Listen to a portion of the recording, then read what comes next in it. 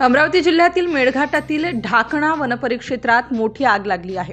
या आगीमुळे वनपरिक्षेत्रातील झाडं मोठ्या प्रमाणावर जळून खाक झाली आहेत। स्थानिक आदिवासींच्या मदतीने आगीवर नियंत्रण मिळवणे सुरू आहे।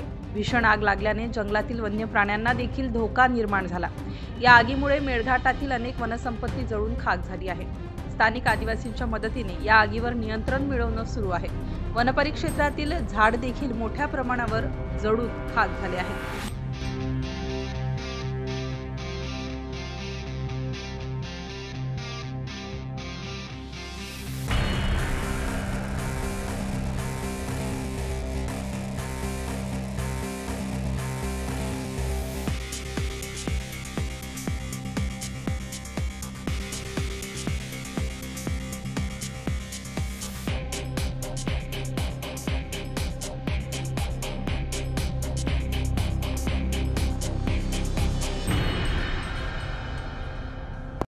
राज्यासह गावखेड्यातील वेगवान घडामोडी पाहण्यासाठी आजच आमच्या जनविकास न्यूज चॅनलला लाईक, सबस्क्राईब करायला विसरू नका।